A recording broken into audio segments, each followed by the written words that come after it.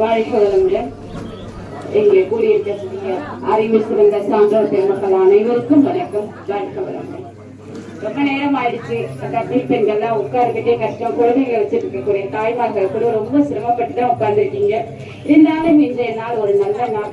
முதல்ல நீங்க எல்லாருமே கடவுளுக்கு நன்றியை சொல்லிக்கணும்.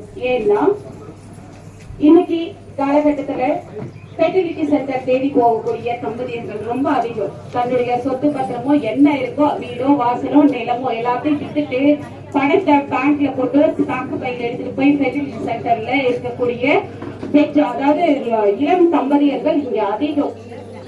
ஆனா அப்படி எதுவும் இல்லாமல் நமக்கு இறைவன் அருளால் தாய்மை அடைந்திருக்கக்கூடிய உங்க எல்லாருக்கும் மிக்க நன்றியை சொல்கிறேன். இறைவனுக்கும் நன்றியை சொல்கிறேன். இது மிகப்பெரிய வரம். பெண்மை, தாய்மை, இறைமைன்னு சொல்லுவாங்க. ஏன்னா பெண்மையினுடைய சிறப்பு தாய்மையில தான் இருக்கு. அந்த தாய்மை ஏன் சிறப்புன்னா அது இறைமைக்கு இணையானது. சரிங்களா? வேதாத்திரி மகரிஷி சொல்வார், பெண் வயிற்றில் உருவாகி பெண் பால் உண்டே வளர்ந்தால் பெண் துணையால் வாழ்கின்றார், பெண் பெண்ணை வெறுப்பது ஏன் கேட்பார். பெண் வயசுலதான் உருவாகி நம்ம வளர்றோம். பெண் பால் கொண்டுதான் நம்ம வளர்றோம். பெண் துணையாலதான் நம்ம வாழ்றோம். அப்ப நம்ம பெண்ணின் மதிப்பை என்ன பண்ணணும்? உணர்ந்து கொள்ளணும். ஆண்கள் இல்லை, பெண்கள் முதலில் பெண்களின் மதிப்பை உணரும். நீங்க யாருங்கிறத முதல்ல நீங்க புரிஞ்சுக்கோங்க. ஏன்னா எல்லையற்ற ஆற்றலுடைய இறைவனின் திரு உள்ளம் என்ன? எல்லையற்ற ஆற்றலுடைய இறைவனின் திரு உள்ளம் என்ன? எவ்வுயிரும் தோன்றுவதற்கு ஏற்றதொரு திருவடியாய் பெண்ணியத்தை வல்லமையாய் வடிவமைத்தானே அப்படின்னு சொல்லிட்டு மகரிஷி இறைவனை சொல்வார். ஏன்னா இந்த உயிர்கள் தோன்றுவதற்கு காரணமாக பெண்களை இறைவன் படைச்சிருக்கான். அப்ப நாம எல்லாம் எவ்வளவு புண்ணிய பெற்றவர்கள், வரம் பெற்றவர்கள். முதல்ல நம்மை நாம் என்ன பண்ணணும்? பெருமையாக நினைக்கணும். இல்லைங்களா? இங்க ஒரு பெண் எப்ப கருவுற்று இருக்கிறாளோ, எப்ப உணர்கின்றாலோ அப்பவே அவங்களுக்கு என்னது? நாம என்ன பண்ணுவோம்? இந்த உலகத்துல என்ன பண்றோம்? ஒரு உயிரை கொடுக்க போறோங்கிற ஒரு பெருமை நமக்கு இருக்கணும், ஒரு கர்வம் இருக்கணும். மற்ற வீடுகளுக்கு வருமா? சரி, பொதுவாக ஒரு கேள்வி. இந்த உலகத்துல எவ்வளவு மக்கள் தொகை இருப்பாங்க? பாதி ஆண்கள், பிறவி பெண்கள் இருப்பாங்க இல்லைங்களா? சரி, பாதி பெண்கள் இருப்பாங்க, மற்றவங்க எல்லாம் ஆண்கள். அந்த ஆண்கள் எல்லாம் யாரு எங்கிருந்து வந்தாங்க? மற்ற பெண்கள் பெற்றெடுத்த பிள்ளைகள் தானே ஆண்களும். அப்ப இங்க முக்கியமானது என்ன?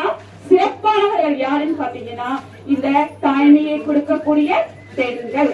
அதை நாம் உணரணும். அப்ப நீங்க தான் முதல்ல கருவுற்றிருக்க பெண்களும் சரி, மற்ற பெண்களும் சரி, நம்முடைய தன்மையை, நம்முடைய மதிப்பை நீங்க முதல்ல உணருங்க.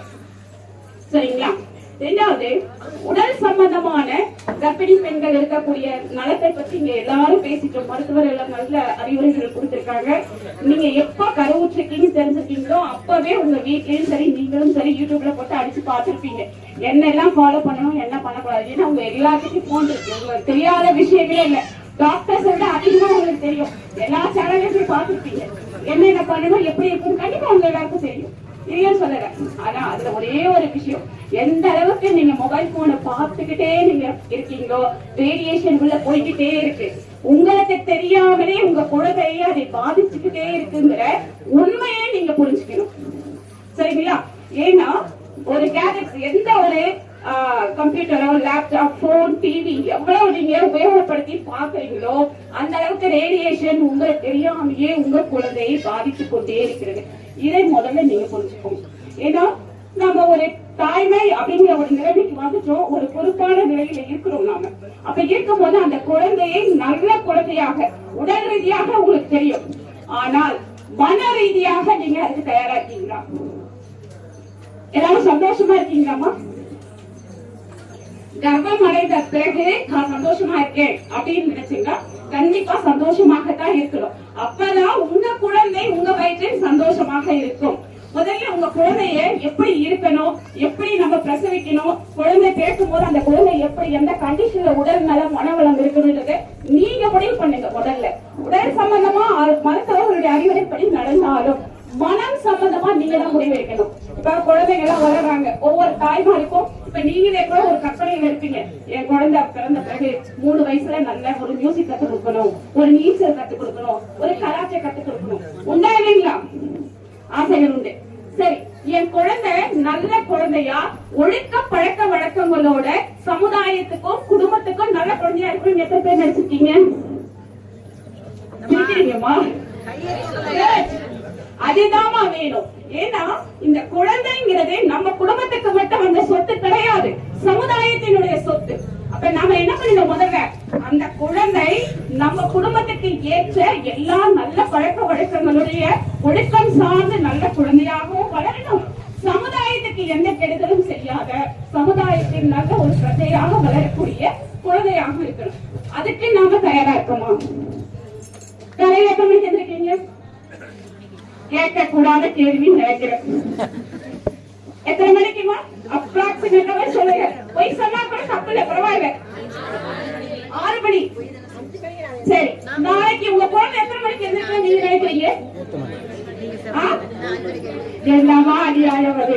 நீங்க 6 மணிக்கு எந்திரிக்கணும், உங்க குழந்தைங்க மட்டும் 5 மணிக்கு எந்திரிக்கிறீங்களா? தப்பா ரைட்டா? நான் என் குழந்தை எப்படி இருக்கணும்னு முதல்ல முடிவு பண்ணா அதுக்கு தகுந்த மாதிரி நான் இருக்கலாம். முதல்ல இருப்பாங்க என் குழந்தை புத்திசாலியா இருக்கணும், நல்லவனா இருக்கணும், நல்லா படிக்கணும், நல்ல அறிவா இருக்கணும், ஒழுக்க பழக்கமா இருக்கணும். கரெக்ட். நாம இருக்கோமா? மாமியார் மாமனோட சண்டை போடாம இருக்கமா? அக்கம் பக்கத்தோட சண்டை இல்லாம இருக்கா? பொறாமை இல்லாம இருக்குமா? போட்டி இல்லாம இருக்குமா? கவலைப்படாம இருக்குமா? கோவப்படாம இருக்குமா? அட்லீஸ்ட் வீட்டுக்கார்ட்டையா சண்டை இல்லாம இருக்குமா? அப்ப எப்படியம்மா நடக்கும்? முதல்ல நீங்க கருவுற்றிருக்கீங்க, மிகப்பெரிய விஷயம். புராண இதிகாசங்கள்ல எடுங்க, காந்தாரியினுடைய பொறாமையினாலதான் துரியோதனன் அன்னைக்கு என்ன பண்ணான்? தீயவனாக இருந்து பாண்டவர்கள் அழைத்து முற்பட்டு அவன் வீணா அழிஞ்சு போனான். என்ன காரணம்? துரியோதனன் நல்லவனா கூட இருக்கலாம், வியாசரனை விட்டு நல்லவனா கூட இருந்திருக்கலாம். ஆனால் எங்க பீம பொழுதுதான் தெரிஞ்சு ராஜ்யம் அவனுக்கு போயிட்டு போது காந்தாரி என்ன பண்றான்? முழுகாம இருக்கா, நிறைவான கர்ப்பிணி, உலகை எடுத்து இடிச்சுக்கிறான், அப்படியே கரை சிதைத்து விடுது. அப்போ அதை எடுத்து வியாசர் அப்புறம் டெஸ்ட் பேபி அப்பவே நம்ம வியாசரை அறிமுகப்படுத்திட்டாரு. அதுக்கப்புறம் கொண்டு வந்தது துரியோதனன். அப்போ பொறாமையினாலதான் துரியோதனன் அந்த மாதிரி இருந்தான். அது துரியோதனனை குற்றம் சொல்லி தவறிடு. யாருடைய தவறு? காந்தாரியினுடைய தவறு. இதே நீங்க பிரகலாதனை எடுத்துக்கோங்க, பாகவத புராணத்துல எடுத்தீங்கன்னா பிரகலாதன் எடுங்க. கர்ப்பத்துல இருந்து ஓம் நமோ நாராயணான்ற மந்திரம் சொல்ல நாரதன் மூலமா கேட்கிறான். கேட்டது என்ன பண்றான்? சின்ன குழந்தைக்கு எத்தனையோ குழந்தைகள் தன் தந்தையால நடக்கும்போது கூட அதையெல்லாம் தன்னம்பிக்கையோட மீண்டு அவர் என்ன பண்றாரு?